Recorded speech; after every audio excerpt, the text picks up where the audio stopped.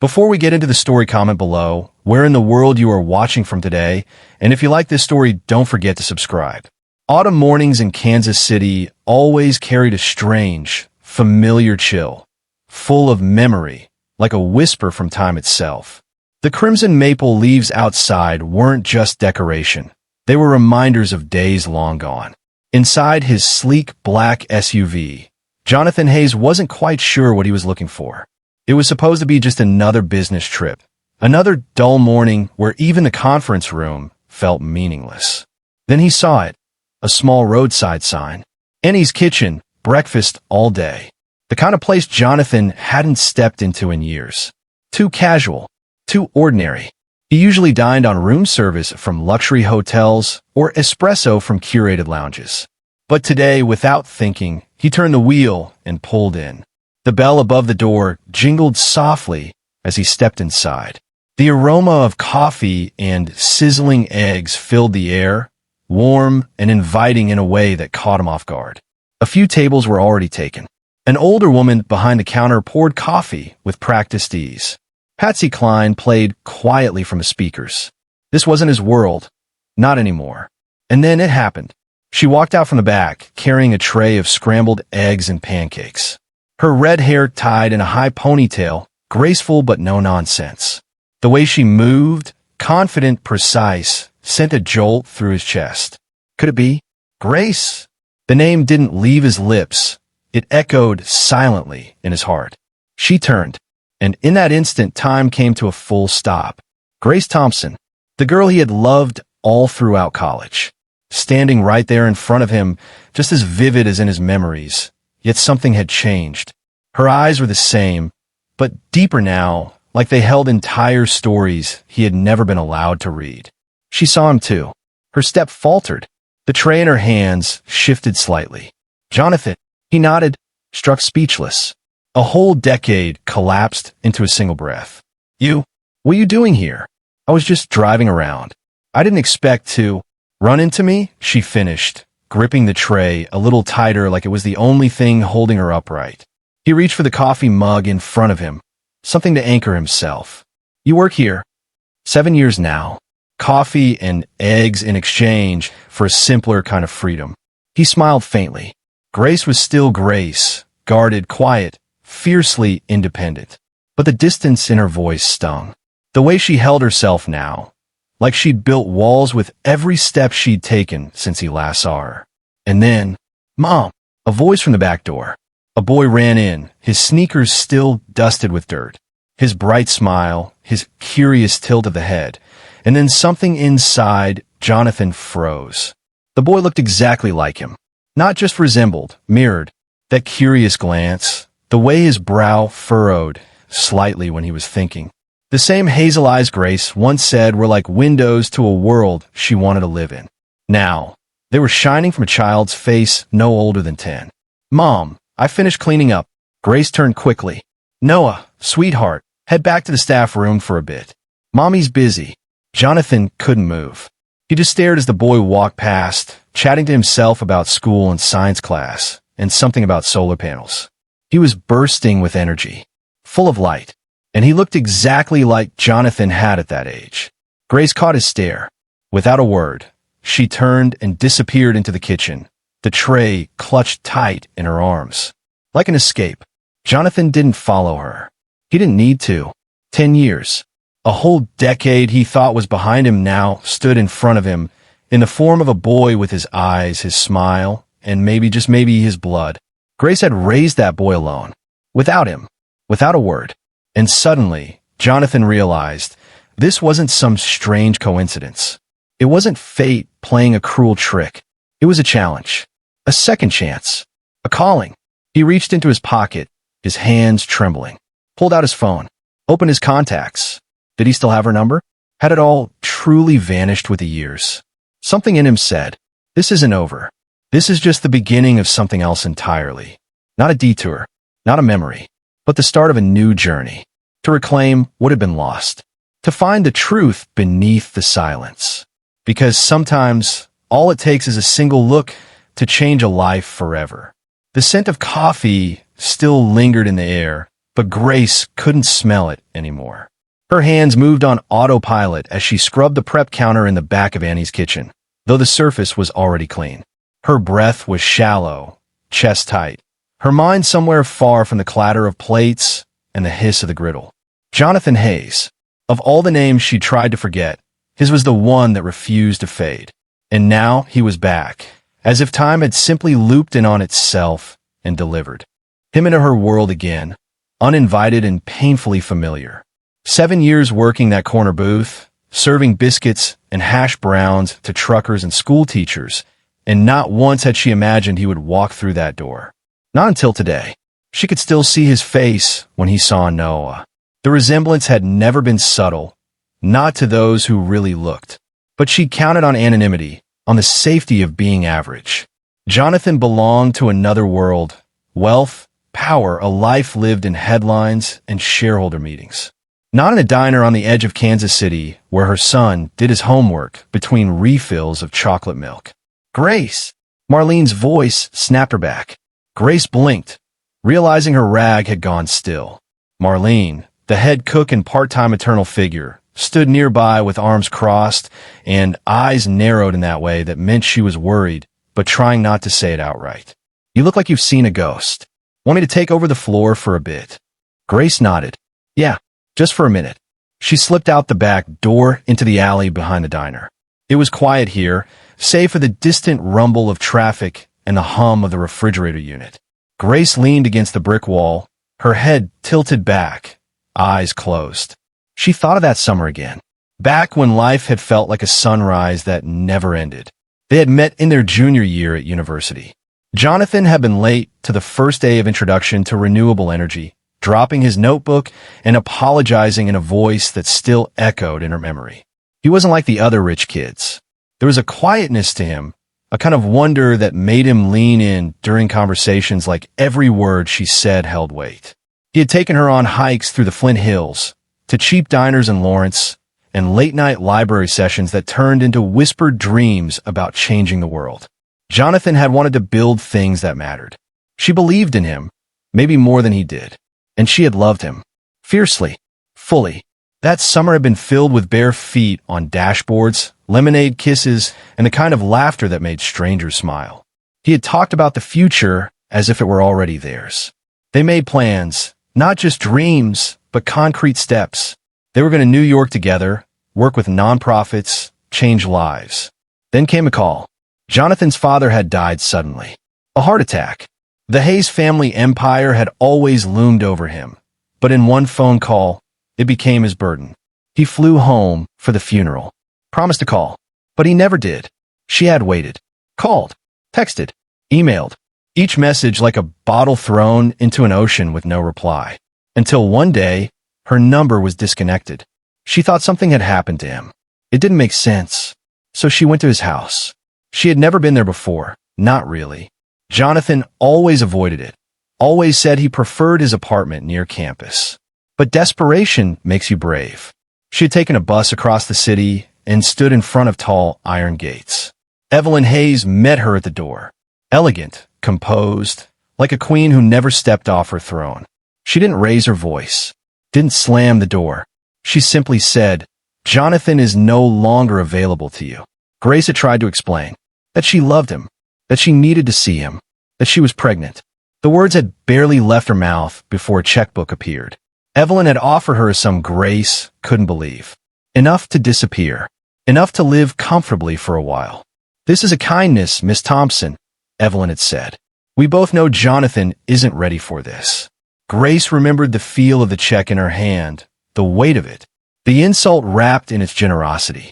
She tore it in half and let the pieces fall at Evelyn's feet. Security escorted her off the property. That was the last time she tried. Back in the alley, Grace opened her eyes to the gray sky above. 10 years. 10 years of building a life on her own. Of midnight feedings, daycare bills, scraped knees, and science fairs. Of learning how to be both mother and father. She had told Noah what she could, that his father had been someone she loved, once. That he had gone away and didn't know about him. It was the truth, just not the whole one. Now Jonathan was here. He had looked at Noah like a man seeing his reflection in water after years in the desert. And Grace's carefully protected world had started to tremble. She heard the door swing open behind her. "You gonna breathe soon, or should I call the paramedics?" Marlene asked gently. Grace gave a weak chuckle. "I am okay. Just overwhelmed. You don't have to talk about it," Marlene said, handing her a warm paper cup of coffee. "But if you wanna, I got 30 years of listening under my belt and no judgment." Grace took a sip. The heat steadied her. It was Noah's father. He was here this morning. He didn't know. He saw Noah and I think he figured it out. Marlene nodded, not surprised. "He the rich one? The one you never talked about, but looked like you were about to cry whenever someone brought up college?" "Yeah," Grace whispered. "That one." They stood in silence for a while. Then Marlene said, "If he wants to be part of that boy's life now, you make sure it's on your terms, honey. You built this. You raised a good kid. Don't let anyone rewrite that story." Grace looked out toward the street. Somewhere out there, Jonathan was driving away, maybe trying to understand everything he'd just seen, maybe planning what to do next. And she didn't know how she felt about that. But one thing was clear. The past wasn't behind her anymore. It had just walked through the front door. And it had hazel eyes, a broken heart, and a son who didn't yet know that his life was about to change forever. Echoes under the sycamore tree. The late afternoon sun bathed riverside green and gold, dappling through the leaves of a sycamore tree that stood like a sentinel by the pond. Grace stood beneath it, arms folded, her expression unreadable as she watched a pair of ducks cut ripples across the glassy surface. Autumn brushed the air with a crisp whisper. The world was changing colors, shedding the old. It felt fitting. Jonathan approached slowly, his dress, shoes crunching over fallen leaves. He'd changed out of his tailored suit into something more casual, faded jeans and a navy sweater. But his posture still carried the weight of the boardroom. He paused a few feet away, unsure whether to step closer. Grace noticed the hesitation, but didn't move. "I wasn't sure you'd come," she said without looking at him. Jonathan cleared his throat. "I almost didn't." He glanced at the pond, then back at her. "But I couldn't stop thinking about you. And him." She turned to face him now, her auburn hair catching the light like a flame in the wind. "Noah," she said quietly. "His name is Noah." The name landed between them like a stone in the water. Ripples of emotion neither could hide. "I didn't know," Jonathan said, his voice rough. "God, Grace, I didn't know." She studied him for a long moment, searching for pretense and finding none. "I know that now." She motioned to the bench beneath the tree. "Let's sit." They sat side by side, but not too close. There was still a gulf between them, filled with a decade of silence, of pain, of questions never asked. "I tried, Jonathan," she began, eyes fixed on the pond. "After you left for New York, after your father died, I called. I texted. I waited. Then, when I found out I was pregnant, I went to your house." He turned toward her, heart hammering. "And your mother answered the door. Evelyn Hayes. She looked me up and down like I was dirt on her marble steps. She said you'd moved on, that you were with someone else, that the summer we had was a phase." Jonathan's face twisted. "That's a lie. I know that now," Grace whispered. "But back then, I was 20, scared, and hormonal. I thought maybe she was right. Maybe I didn't mean as much to you as I thought." He reached for her hand instinctively, but she pulled away, not unkindly, just uncertainly. "I came back when I started showing," she continued. "I wanted you to know. I wasn't asking for anything. I just thought you had a right to know." Jonathan felt like he couldn't breathe. "What happened?" "She had security escort me off the property, like I was some stalker." Her voice didn't tremble, but her fingers curled tightly around the bench's edge. "The third time, she handed me a check. A very generous one. All I had to do was disappear." His fists clenched. "She paid you off?" "I tore it up," she said simply. In front of her, silence stretched between them, weighted and fragile. "I never changed my number, Jonathan," she added, her voice cracking. "Not until after Noah was born, and it was clear you weren't coming." He looked away, blinking fast. "She told me you'd gone back to Oklahoma, that you didn't want to be found." Grace let out a bitter laugh. "She played us both. I should have tried harder," he said, burying his face in his hands. "I should have known. You were grieving, and young, and raised to believe your mother could do no wrong. He looked up, his eyes red-rimmed. What she did, it's unforgivable. Grace shook her head slowly. It's not about her anymore. It's about Noah. He deserves more than a story about how his father vanished. I want to meet him properly, Jonathan said. Not just as some man in a diner. As his dad. If you'll let me. Grace was quiet for a long moment. The breeze rustled the branches overhead, releasing a cascade of golden leaves. She finally turned to him, her gaze softer now. He's smart. He's kind. And he asks 1,000 questions a day. Some of them about you, even if he doesn't know it yet. Jonathan smiled faintly. Sounds like someone I know. She returned the smile, then stood. Let's take it one step at a time. You can see him again, but on my terms. He doesn't need more. Confusion. He nodded, rising to meet her. Whatever it takes. I'm not going anywhere. As they walked toward the parking lot, the silence between them was no longer heavy. It was hopeful, fragile, but no longer empty. It was the space where something new could grow. Behind them, the sycamore tree stood tall, its leaves still falling, still letting go.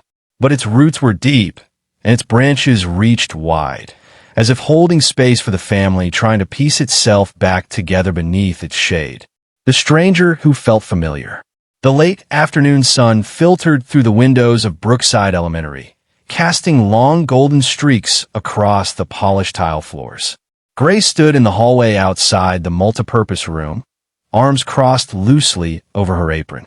Her shift at Annie's had ended early, and she had promised Noah she'd stop by to see his science club in action. What she hadn't expected was to find Jonathan Hayes, of all people, seated cross-legged on the gymnasium floor, surrounded by fourth graders and solar panel kits.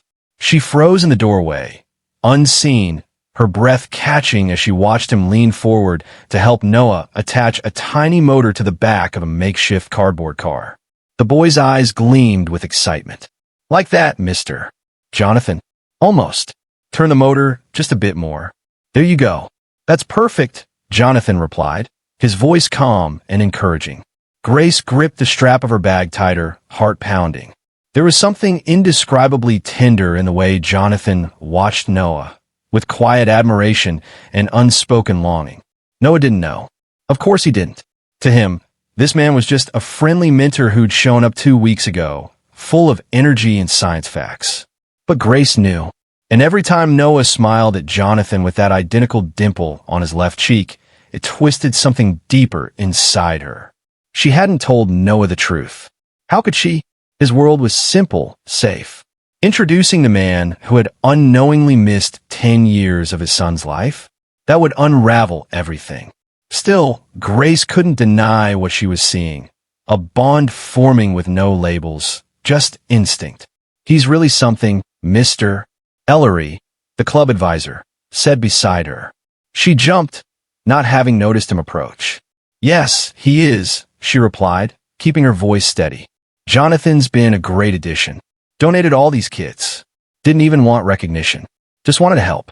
The kids adore him, especially Noah. Grace nodded, eyes never leaving the scene. Noah laughed as the solar-powered car sputtered to life, jerking forward on its little wheels. Jonathan clapped along with the kids.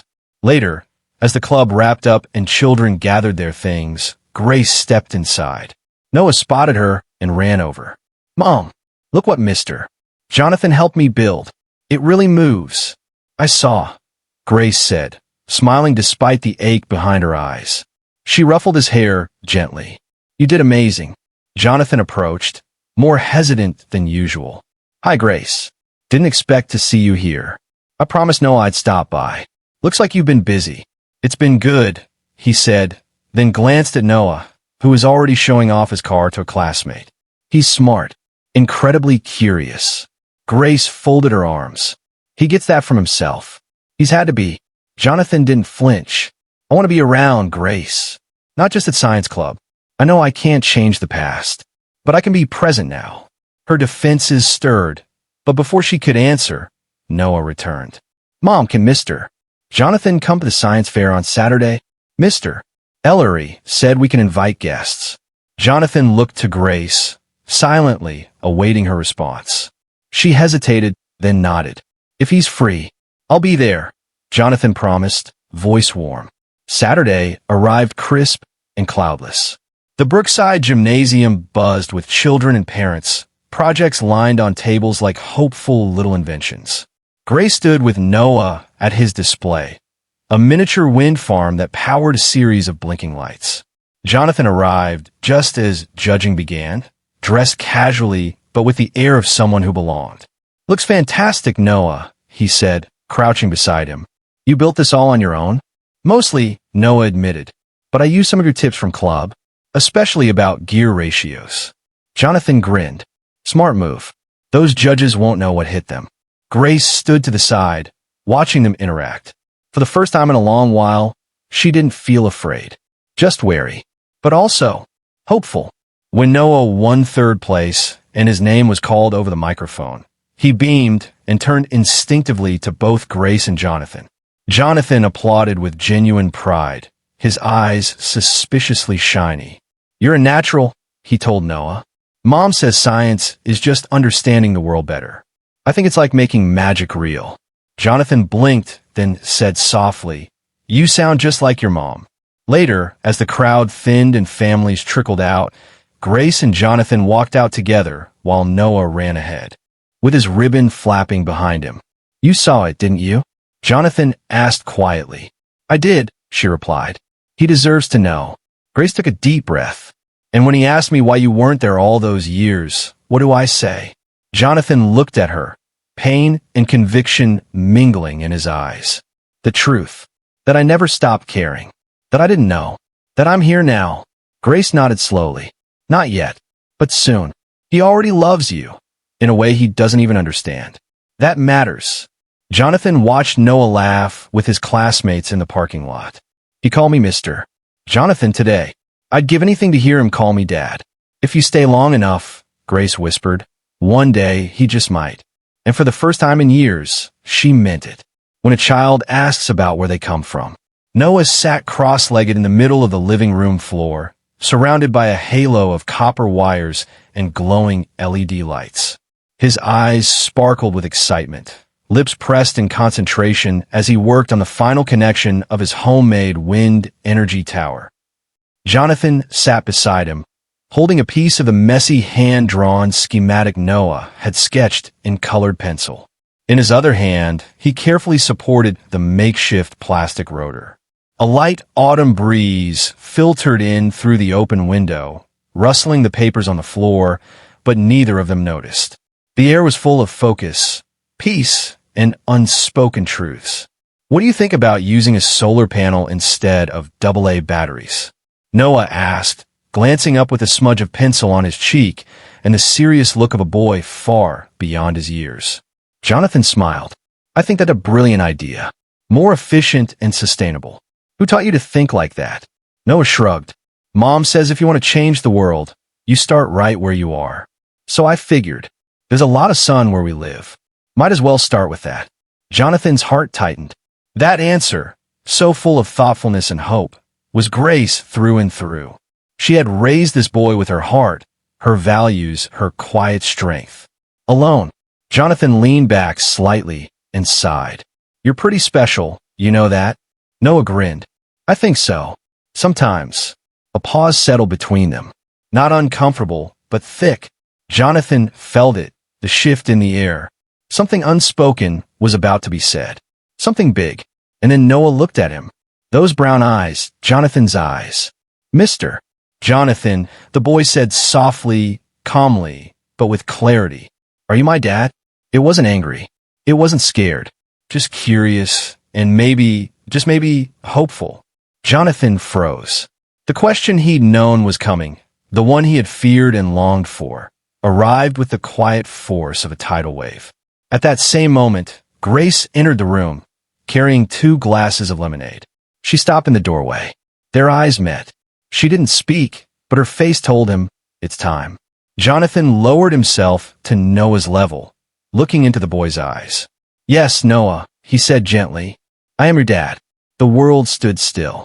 That simple sentence, after 10 years of silence, of distance, of lost chances, dropped into the room like a stone into a still pond. And then came the ripples. Noah didn't speak for a moment. He looked at Jonathan, then at his mom.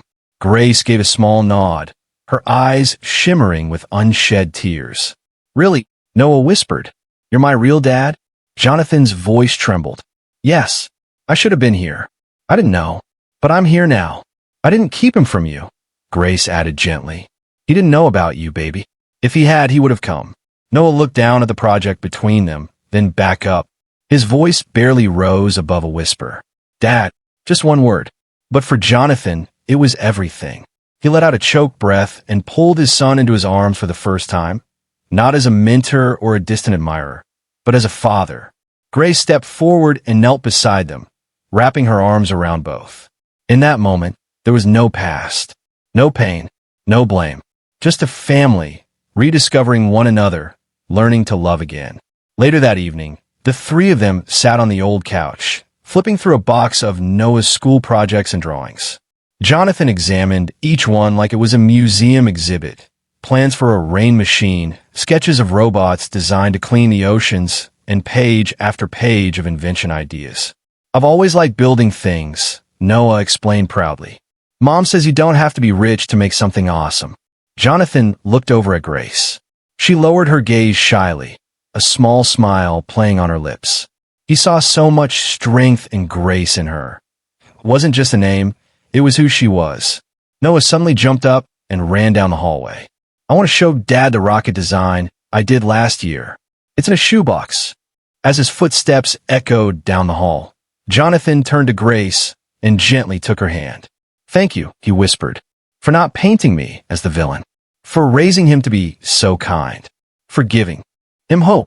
Grace blinked rapidly. I was angry once, she admitted, but anger doesn't raise a child. Love does. Jonathan held her gaze. For the first time in 10 years, they sat side by side with nothing between them. No lies, no silence, no misunderstandings. Just the truth, trust, and a little boy who had opened the door to a future none of them expected. Noah came back into the room, shoebox in hand, eyes glowing. Want to see my first ever rocket plans, Dad? He asked. Jonathan smiled, heart full. There's nothing I want more. When the past fights back, the first sign came subtly. A man in a pressed shirt and sunglasses lingered by the corner cafe, where Grace usually bought groceries after a shift. The next day, a woman with a telephoto lens loitered across from Noah's school. By the third day, Grace's inbox was flooded with strange emails, some from gossip blogs requesting interviews, others with cruel subject lines accusing her of deception and gold digging. At first, Grace thought it was coincidence. Maybe Kansas City was just getting smaller. But when a full-page tabloid article ran a photo of her entering Jonathan's office building with the headline, Millionaire's Secret Mistress. Mystery woman and child could threaten Hayes' empire. She couldn't breathe. She slammed the paper down on the diner counter, her hands trembling. Marge, the longtime cook and unofficial big sister of Annie's kitchen, picked it up with narrowed eyes. What in the hot buttery hell is this nonsense? Grace didn't answer. She couldn't. Marge flipped through the story, scoffing at the photos. Grace leaving work, Noah walking home from school, even a grainy image of Jonathan and Noah at the science center. This is dirty, real dirty. It's her, Grace finally said, her voice barely a whisper. Jonathan's mother. Evelyn. Marge blinked. The Evelyn Hayes? Hayes Industries? Grace nodded. It hadn't taken long after Jonathan told Evelyn the truth for the backlash to begin. And now it was all crashing down like a slow-motion car wreck. That night, Grace locked all the doors and closed the blinds, even though it wasn't dark yet. Noah sat on the couch, hugging his knees, confused by the shift in his normally calm mother. She'd been quiet ever since the tabloid came out. Are we in trouble? He asked softly. Grace looked up from the pile of mail she hadn't opened, her heart aching at the worry in his voice. No, sweetheart. We're just going to take a break from all the noise. Okay, but the noise wouldn't stop. Reporters appeared outside their apartment the next morning. One even knocked on their door, pretending to be from the school district. Grace didn't answer, but her anxiety rose like floodwater. By the time she reached Jonathan's office that afternoon, she wasn't there for a conversation. She was there for an escape. I can't do this, she said the moment his assistant let her in. Jonathan looked up from his desk, startled to see her standing in his office, coat still unbuttoned, eyes glassy. Grace! There are cameras outside my building. Strangers asking no questions at recess. My phone hasn't stopped ringing in 2 days. Jonathan stood quickly, closing the distance between them. I'm so sorry. I didn't think she'd. She's trying to destroy us, Grace interrupted. Or at least destroy me. I won't let Noah be dragged through this. Jonathan's jaw clenched. You want to leave? Yes, Grace whispered. I have family in Minnesota.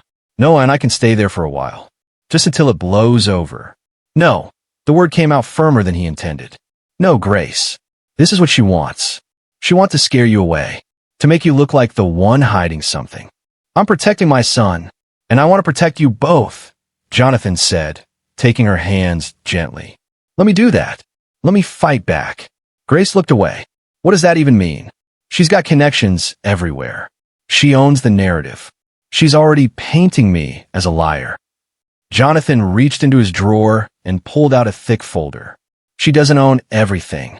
He opened it to reveal printouts of internal memos, emails, and a report from a private investigator he had quietly hired the week he reconnected with Grace. The documents detailed Evelyn's interference, not just in Grace's life, but in Jonathan's. Email accounts deleted, letters from Grace intercepted, staff paid to lie, a pattern going back 10 years. I didn't know what she was doing back then, he said, but I do now, and I won't let her get away with it.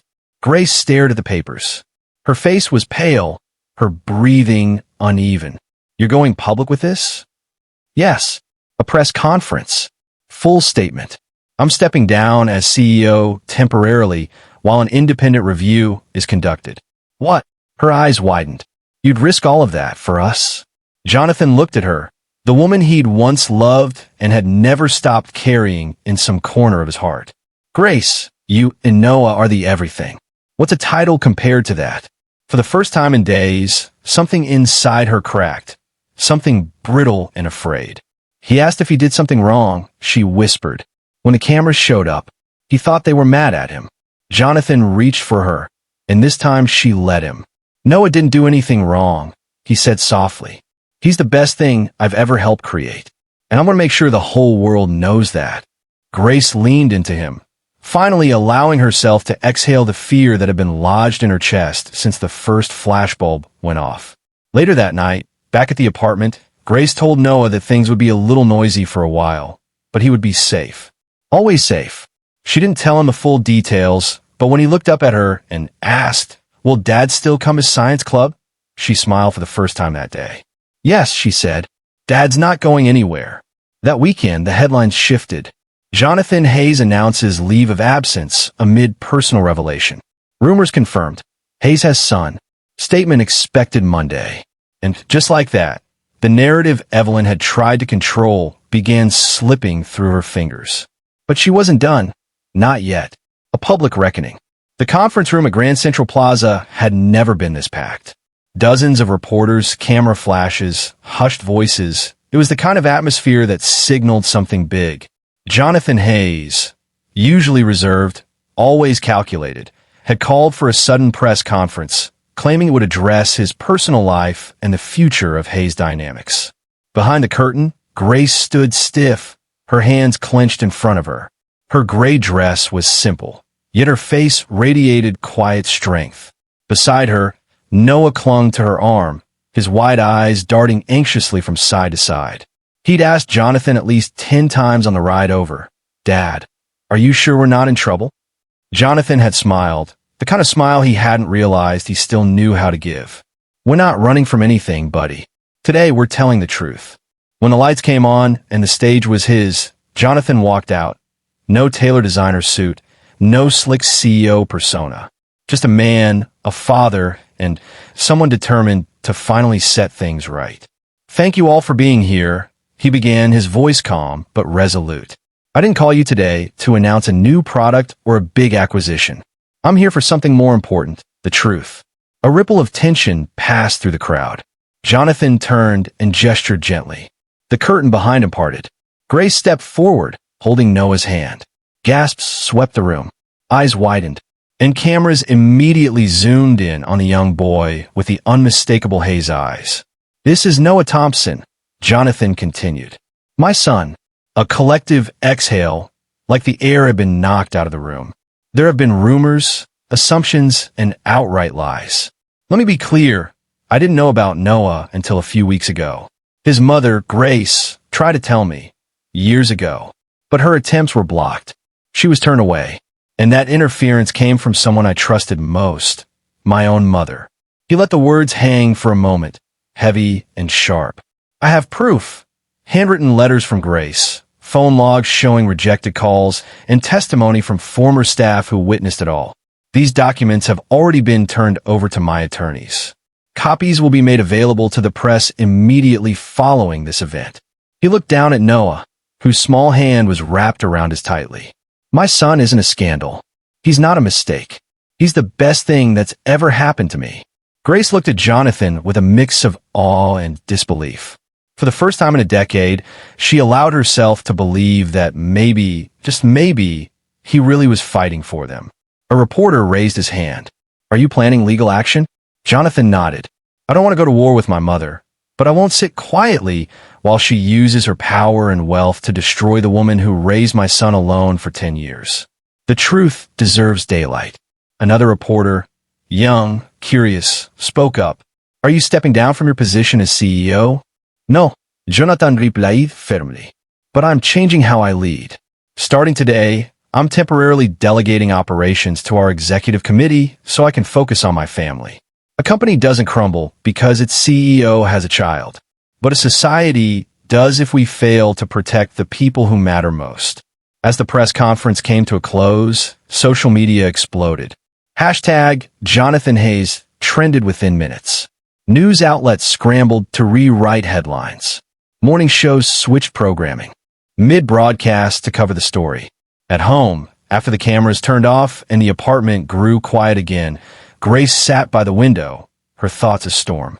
Jonathan walked over, placing a gentle hand on her shoulder. "Thank you for believing in me," he whispered. She didn't answer right away. Then, softly, "I'm not sure I've forgiven you. But today, I'm proud of you." From a bedroom, Noah came running, clutching a piece of paper. "Dad, I did my school assignment. We had to write about our heroes. I picked you. My teacher's going to read it out loud next week." Jonathan knelt and pulled him into a tight hug. "Today, son, you're my hero." The boardroom reckoning. The rain tapped steadily against the tall windows of Miller Hayes Tower as Jonathan buttoned the cuffs of his charcoal gray suit. It was a ritual he hadn't performed this carefully in years. Today wasn't just about business. It was about reclaiming something stolen, not just from him, but from his son. Outside the boardroom, Grace waited in a quiet hallway with Noah. She wore a navy blue dress, simple but elegant, her hair pinned back like she used it for job interviews. Her eyes met Jonathan's when he stepped out of the elevator. "You sure about this?" she asked, voice low, heart full of worry. "I have to be," he said. "It's not just my seat they're after. It's our story they're trying to erase." From behind her, Noah looked up, clutching a small notepad with scribbles and diagrams, his comfort in moments of uncertainty. "Mom said I could come if I behaved. I brought my wind turbine sketch, just in case they ask what I think of energy futures," he said with a mischievous smile. Jonathan crouched to his son's level, straightening the boy's collar. "You've already changed my future, buddy." As the doors opened, the boardroom felt colder than usual. Mahogany panels gleamed under recessed lights. The long oval table was lined with men and women in suits, loyal to the brand, the stock, the old guard. At the far end sat Evelyn Hayes, dressed like an ice queen, her pearl necklace immaculate, her expression unreadable. "We'll begin," said Leonard Banks, the lead counsel and interim board chair. MS. Hayes has requested a vote of no confidence based on Mr. Hayes' recent public conduct. Jonathan stood calmly at his end. "Before we vote on anything, there's something you all need to hear." Evelyn folded her arms. "This boardroom isn't a stage for melodrama. No, but it should be a place for truth," Jonathan said, nodding toward the doors. They opened. Grace entered first, her back straight despite the whispers. Then Noah, gripping his mother's hand, his eyes wide at the polished table, the suits, the cameras discreetly recording the proceedings. The murmurs swelled. "This is Noah," Jonathan said. "He is my son. 10 years ago, I didn't know he existed. Because every attempt Grace made to tell me was intercepted. Blocked. Dismissed. By my mother." Gasps rippled. One of the junior members turned to look at Evelyn, who now sat stone still. "I have here," Jonathan continued, holding up a leather folder. "Proof of withheld letters, security logs from our estate, sworn testimony from household staff, and a timeline of events showing deliberate obstruction." He handed the folder to the board's counsel. "I have also submitted to DNA testing, voluntarily, and initiated legal recognition of Noah as my heir." Evelyn's voice cut through the silence. "You're trying to turn this company into a circus. I acted in your best interest. A child at 22 would have ruined everything." "No," Jonathan said. "He would have saved me from becoming the cold man you were shaping. I didn't just lose time with my son. I lost myself." He turned to the room. "But I'm not here to beg. I'm here to state clearly. I'm still the man who built this company's AI division from scratch. I've led us through 3 mergers, 2 IPO expansions, and an innovation award last year. I haven't failed this company. But if you remove me because I've chosen to honor my family, then you're not protecting the company. You're protecting a lie." Noah, sensing the tension, whispered to Grace, "Is this the part where he gets fired?" Grace bent down. "This is the part where your dad fights." The board deliberated in a private session. Grace took Noah outside to the hallway, where they sat near a row of tall windows.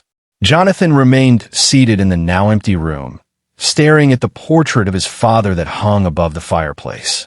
He wondered what Samuel Hayes would have done if he'd known. If he'd been alive when Grace came to the door that night 10 years ago, pregnant and alone.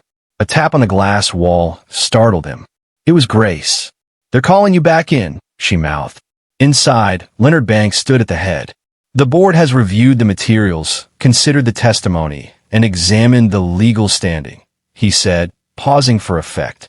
"By majority vote, Jonathan Hayes will remain CEO of Hayes Technologies, pending continued quarterly performance review." Jonathan exhaled slowly, relief washing over him. But Leonard wasn't done.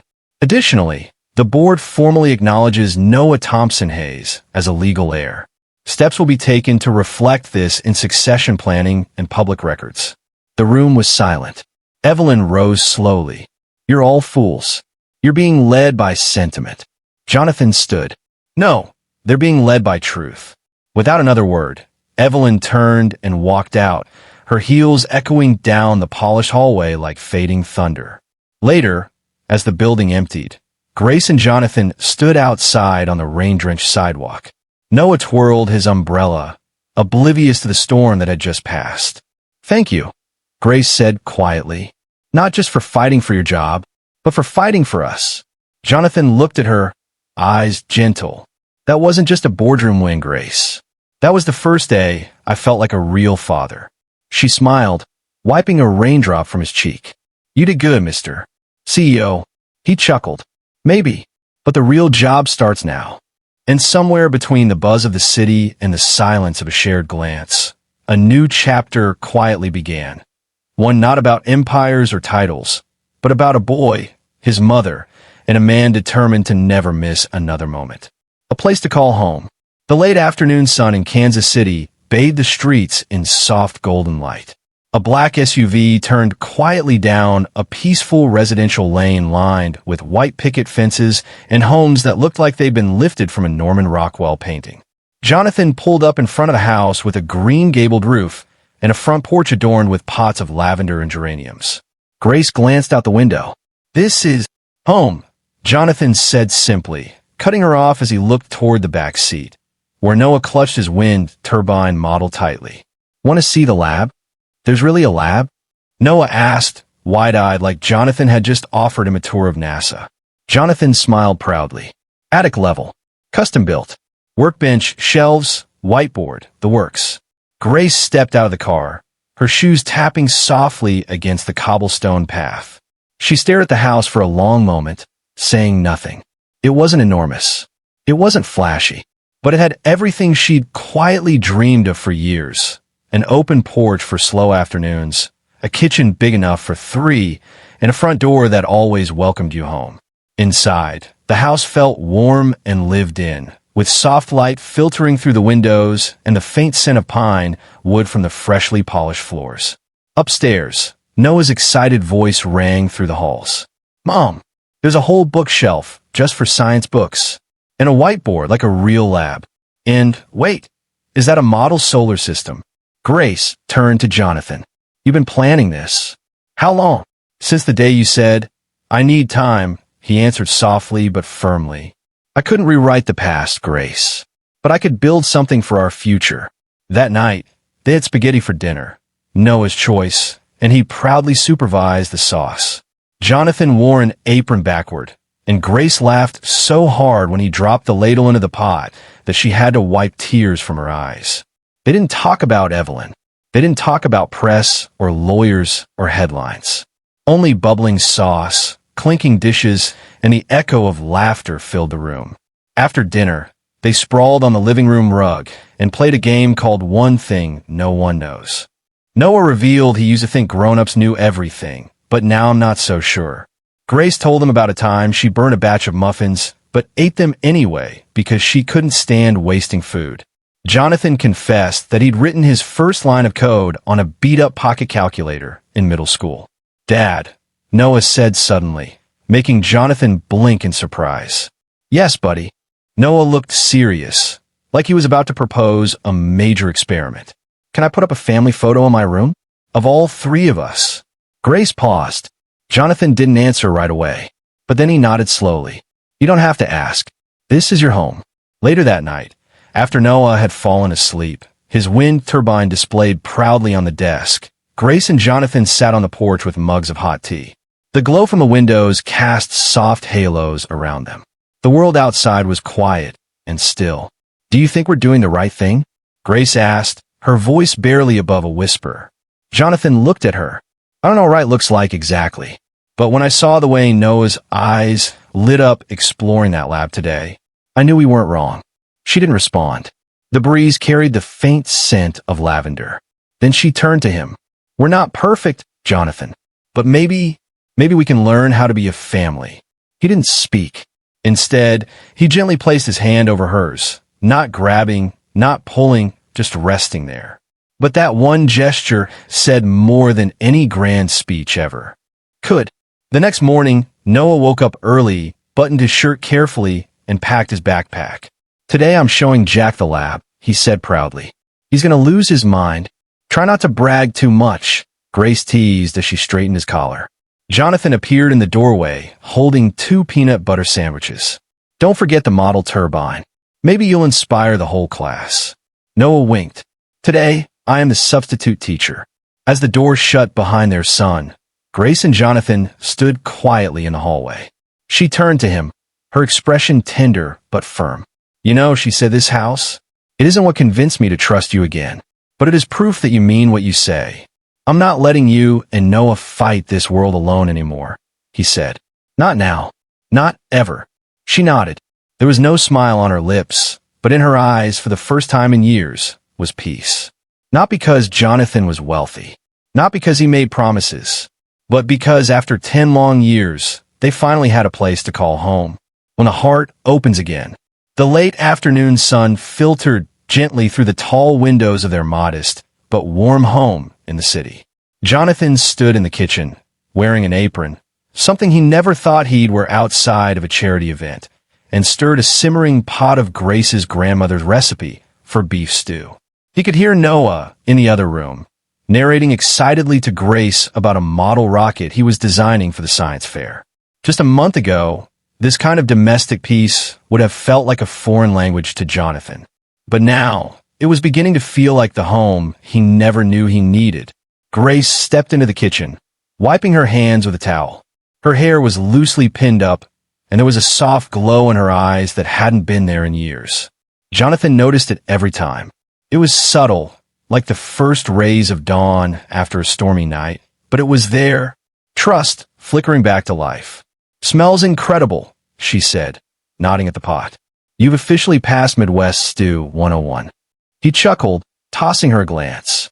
All thanks to your handwritten instructions and constant supervision. Grace smiled and moved to stand beside him. Their shoulders brushed, and neither of them stepped away. You're different now, she said softly. Jonathan stirred the pot a moment longer, then lowered the heat. I've had a lot of time to think.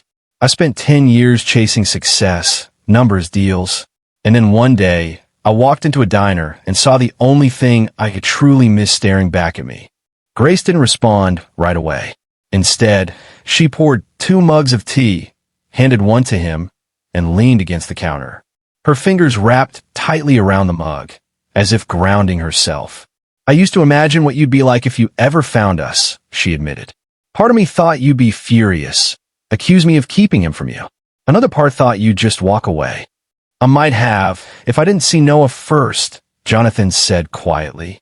The moment I saw his face, something inside me snapped into place. It wasn't anger I felt. It was loss. 10 years, Grace. 10 years I didn't get to hold him, guide him, know him. And 10 years you had to carry it all alone. She nodded slowly, her eyes glistening. There were nights I wanted to hate you, but I couldn't. Because deep down, I knew the Jonathan I loved wouldn't have left if he had known. Jonathan set down his mug and turned to face her fully. I'm still that man, Grace. Maybe more careful now, maybe less impulsive, but my heart, it never stopped looking for you. It just didn't know where to search. There was a long pause, thick with everything they hadn't said. I see the way you look at him, Grace finally said, voice catching.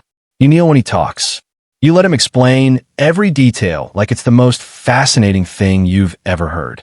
And I watch you, Jonathan, becoming a father in front of my eyes. I don't know what I'm doing half the time, he admitted with a weak smile. But I'm learning. Every day. Because he deserves the best of me. And so do you. She turned to the window, watching Noah adjust the angle of a tiny solar panel on his latest invention. The boy had his father's stubborn determination and her careful hands. He was the best of both of them. I want to believe in this, Grace whispered. In us. Jonathan took a step closer, his voice gentle. Then let me show you. Not just in words, but in every small moment. Every dinner, every bedtime story, every science fair, every grocery run.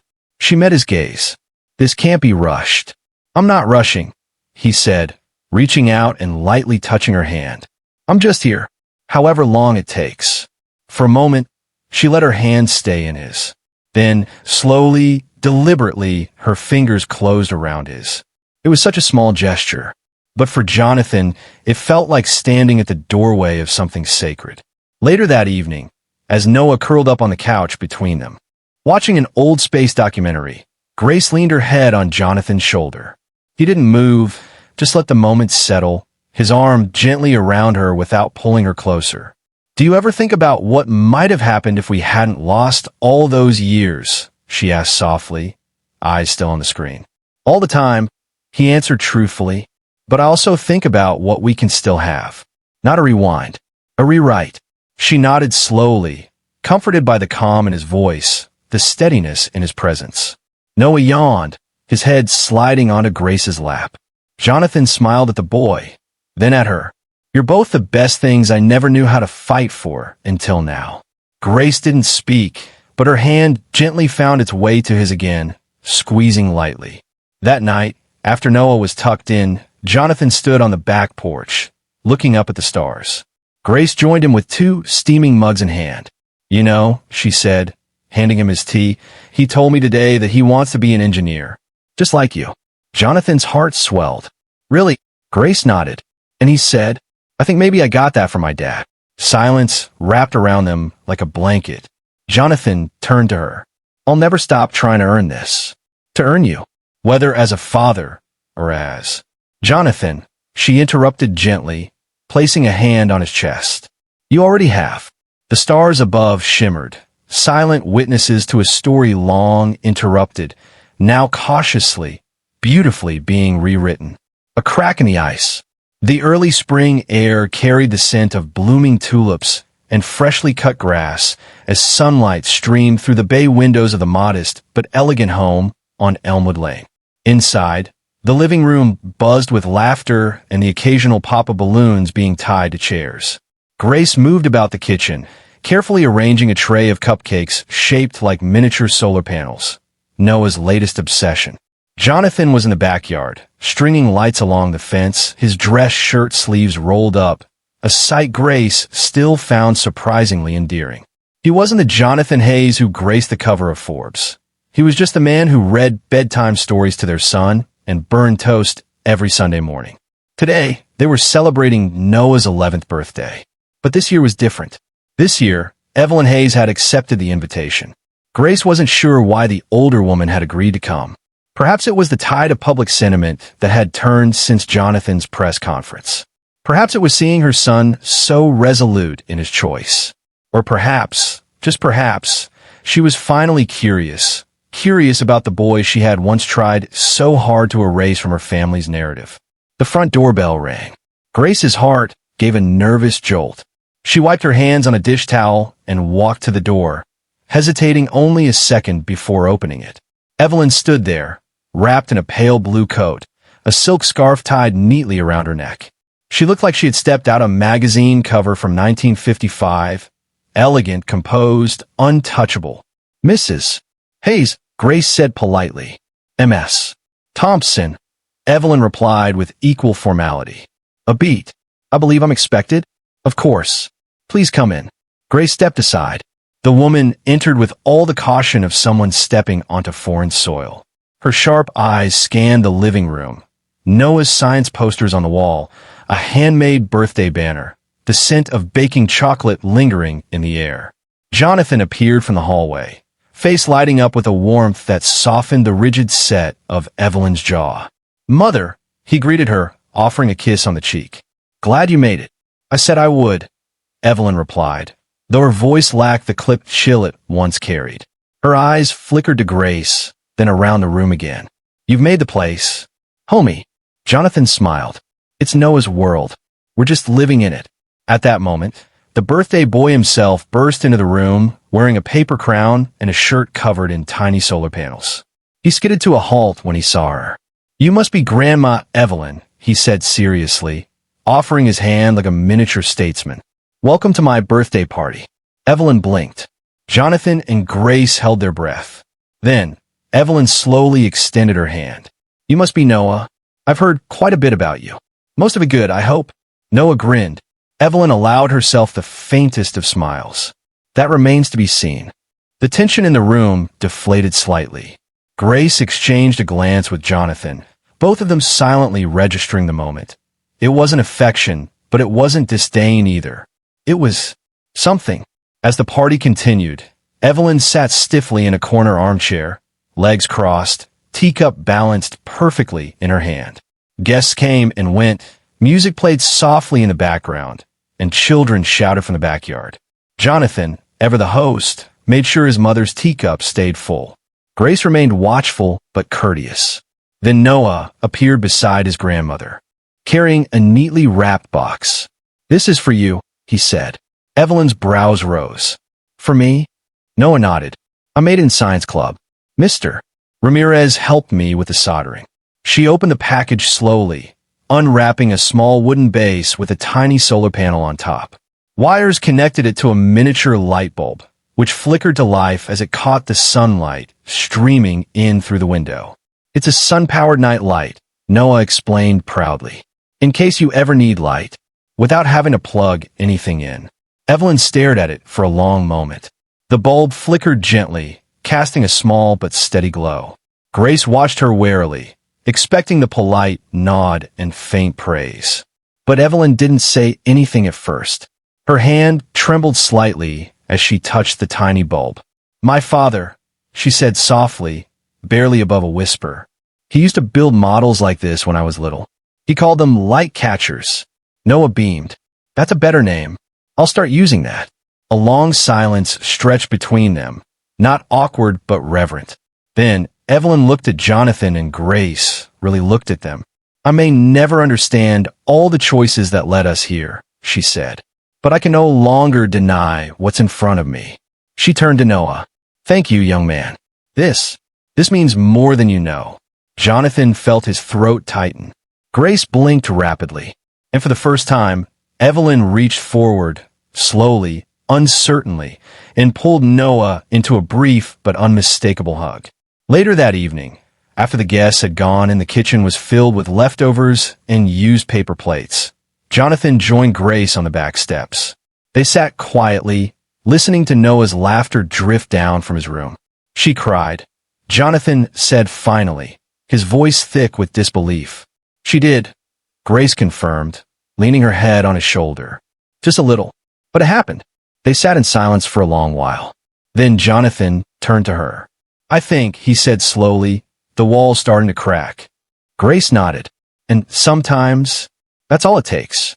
The letters never sent. That Kansas City evening was unusually still. In the new house Jonathan now called a different kind of beginning, Grace stood in her small study, holding a weathered wooden box. It was the same box she had always kept tucked away in the deepest drawer, beneath medical files, Noah's old homework, and a collection of letters that had never been sent. She had held on to them. 12 letters, each written on the loneliest nights of her life, when she was pregnant with Noah and no one was there. The ink was smudged in places by tears of anger, confusion, and the aching desire to be understood. Back then, she hadn't written them expecting Jonathan to ever read them. She wrote them to keep herself from falling apart. And now, the time had come for them to reach the person they were meant for. Jonathan sat in the kitchen, scrolling through emails on his tablet, when Grace walked in with the box. The ceiling light caught her face, casting a look of gentle resolve across her features. There's something you need to read, she said softly.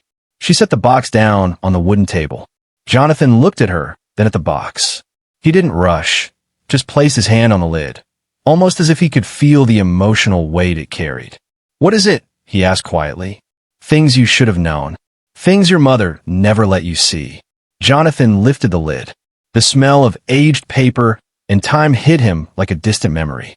One by one, he opened the envelopes, each dated more than a decade ago. Grace's handwriting, slightly tilted, still as graceful as it was on the Christmas cards they used to write together in college. Jonathan, I came to your house today. A woman in black answered the door. She said you didn't want to see me. I don't believe her. Jonathan, I know something's wrong. You would never disappear like this. I know you love me. I found out I'm pregnant today. I'm terrified. I don't know where you are. I'm 6 months along now. I've started calling the baby Noah. There's something hopeful in that name. Jonathan read, each line cutting deeper than the last. His hands trembled. He looked up at Grace, whose eyes shimmered but didn't break. She only nodded. I never got any of these, his voice cracked. She kept them. Grace sat across from him. She didn't need to say anything. The silence was its own kind of truth. Jonathan gently closed the last letter, resting his hand on the stack like one might comfort a healing wound. Then he stood, grabbing his car keys. I'm going to see her. Right now. The Hayes estate hadn't changed. Still cold. Still perfect. Still unwelcome. Evelyn Hayes was sipping tea in the sitting room when the doorbell rang, firm and insistent. When she saw her son at the door, a wooden box in his arms, she raised a single eyebrow. Is something wrong, Jonathan? We need to talk.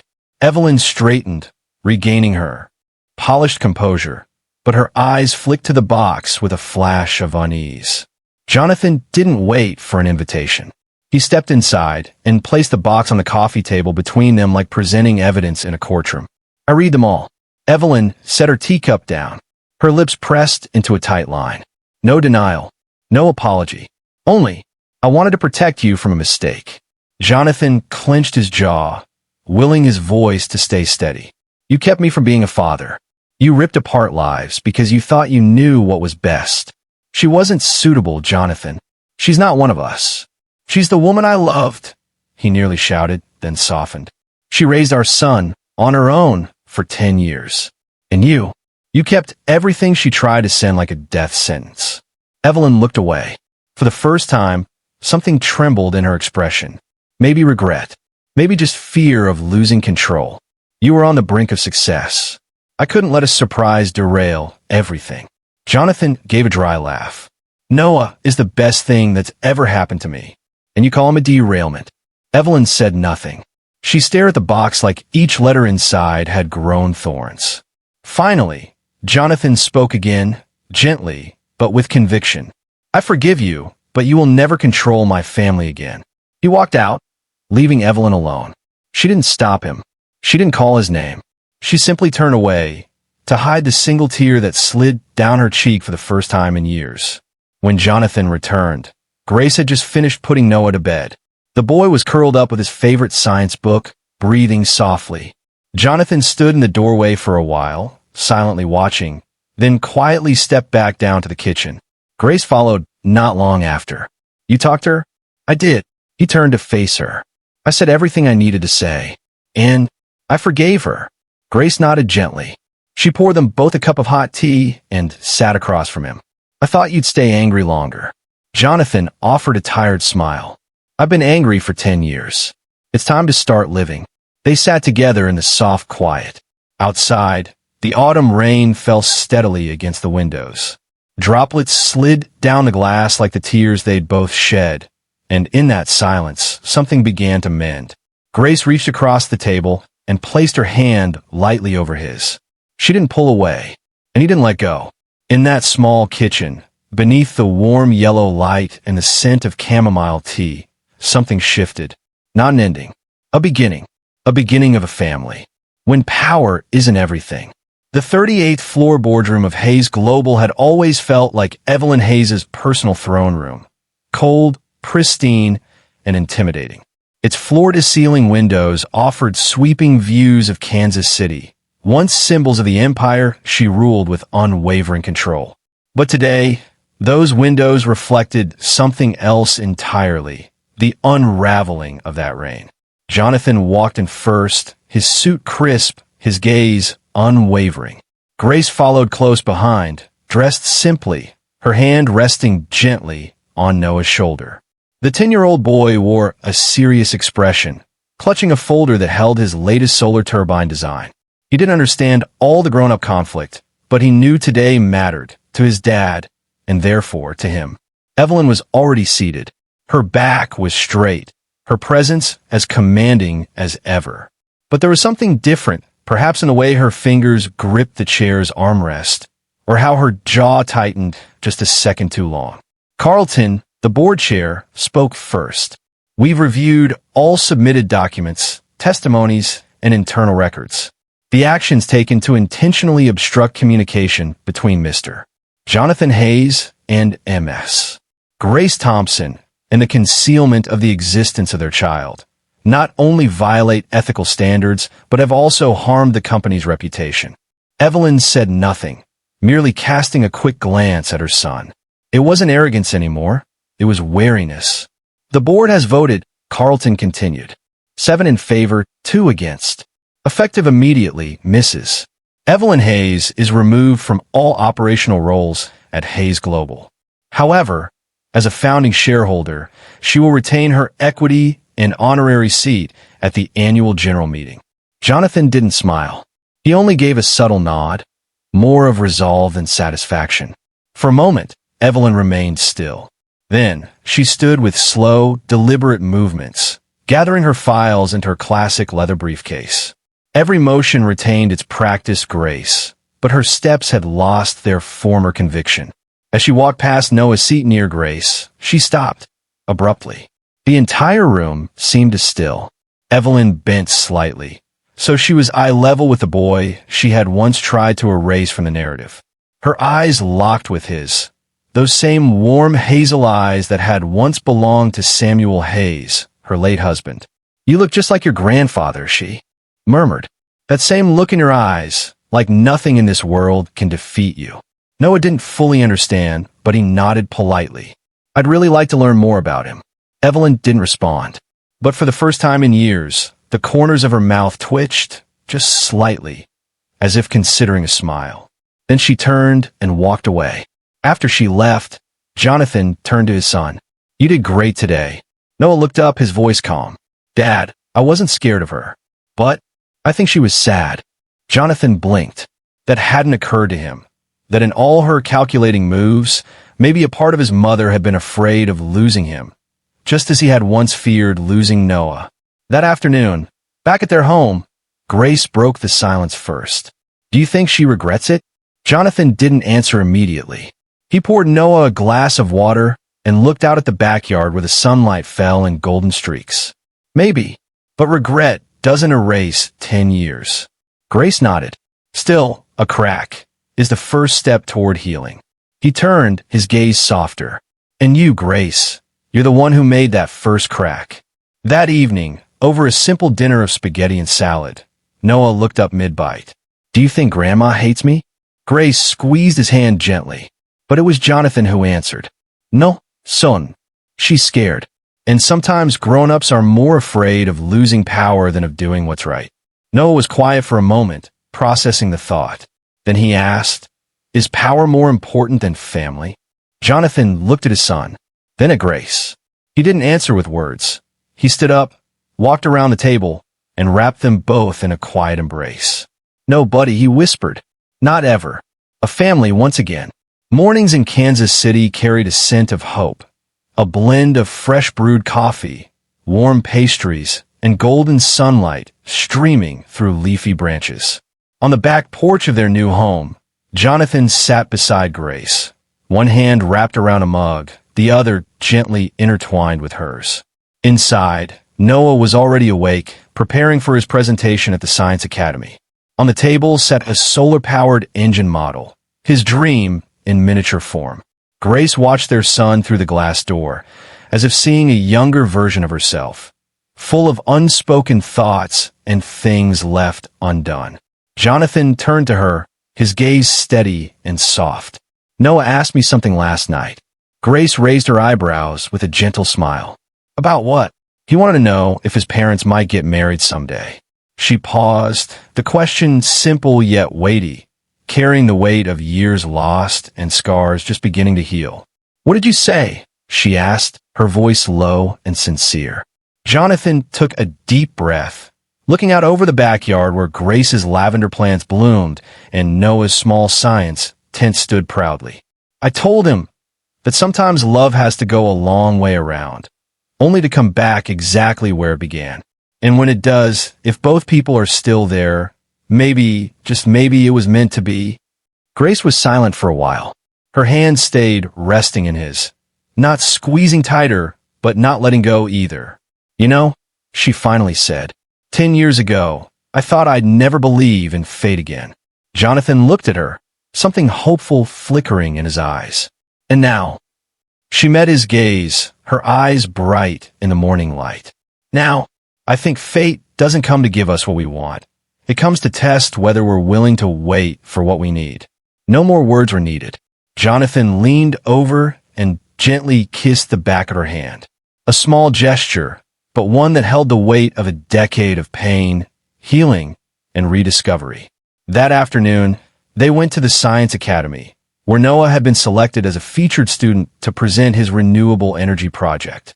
The small auditorium was warm and filled with proud parents and dedicated teachers. When Noah stepped on stage in his crisp shirt and neatly combed hair, he smiled toward the audience, a smile so much like Jonathan's, it quieted the room for a breath. My name is Noah Thompson Hayes, he began, saying his full name for the first time with unwavering confidence. And today I want to talk about a dream. One where energy isn't something that scares us, but something that gives us hope. Grace and Jonathan held hands while Noah spoke, not just because the presentation was incredible, but because their son, brave, brilliant, and full of heart, was living proof that even unfinished stories could still become something extraordinary. When he finished, the applause was thunderous, but one set of claps rang out slow and deliberate from the back of the room. Jonathan turned and froze. Evelyn, she had come. For the first time since being asked to step down from the company, she'd appeared in public. Her posture was proud as always, but her face showed something new. Weariness, maybe even quiet humility. She said nothing. She just sat, watching her son and grandson shine under the stage lights. And when Noah stepped off the platform, beaming, she walked forward. You look a lot like your grandfather, Evelyn said quietly, then turned and walked away. Just one sentence, but the first olive branch from a woman who had built walls her entire life.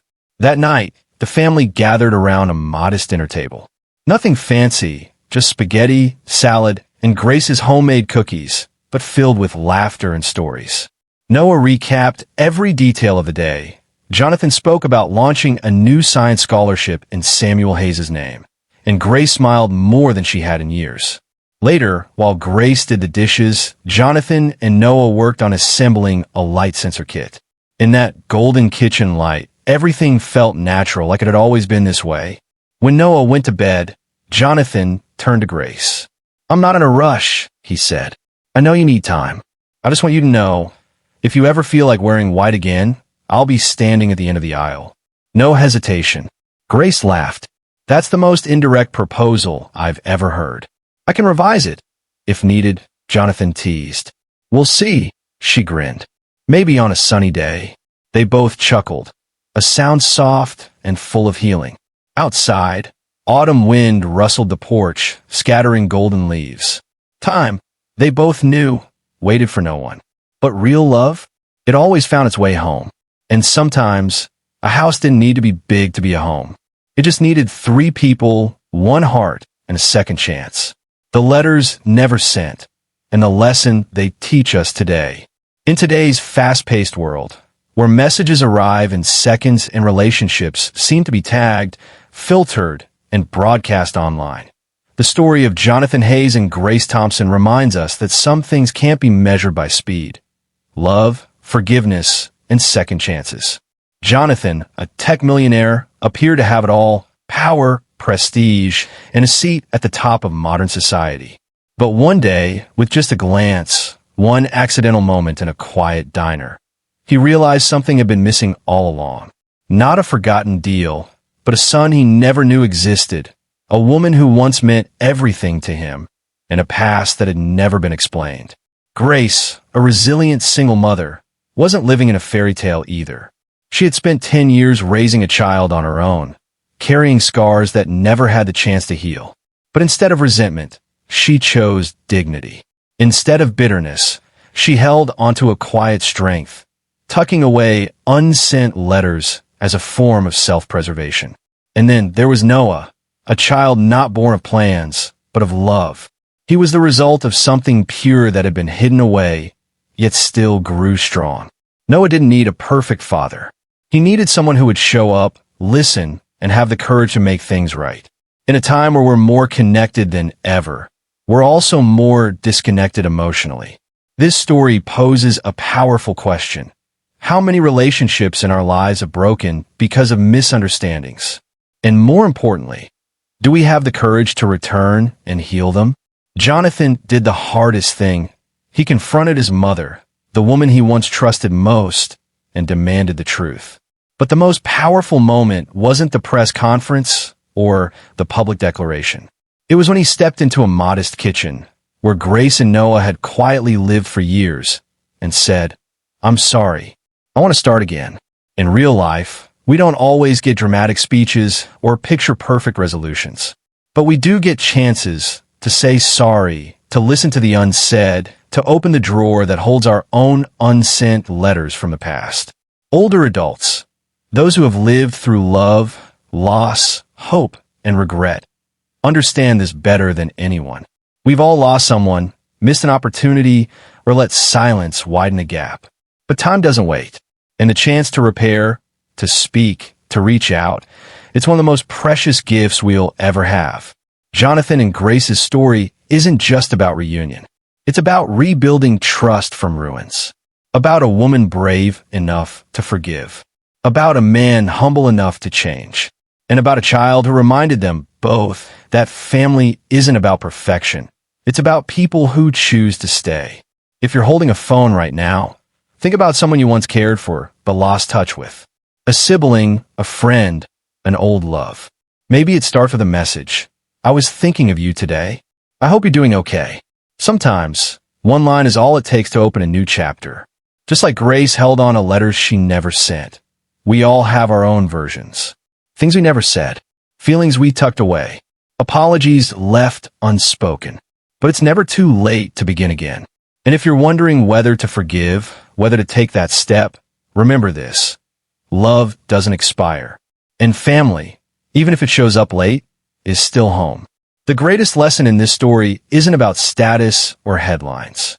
It's found in the small moments, when Grace and Jonathan held hands at the kitchen table under warm lights, in the life they slowly rebuilt. In the first time Noah said, "Dad," in the moment Evelyn, the once cold grandmother, looked at her grandson and softly said, "You remind me of your grandfather." Because some cracks, given enough time, become the place where the light gets in. Before we go, I'd love to hear from you. Where are you watching from? Are you tuning in from the heartland of America, a quiet countryside, or maybe a bustling city dreaming of open fields? Drop a comment below. I read every single one. And if this story touched your heart, inspired you, or simply gave you a moment of warmth in your day, don't forget to hit that subscribe button and turn on notifications so you never miss another uplifting story like this. Thank you so much for being here. Your support means everything, and I can't wait to bring you more heartfelt stories soon. Until next time, stay kind, stay inspired, and I'll see you in the next one.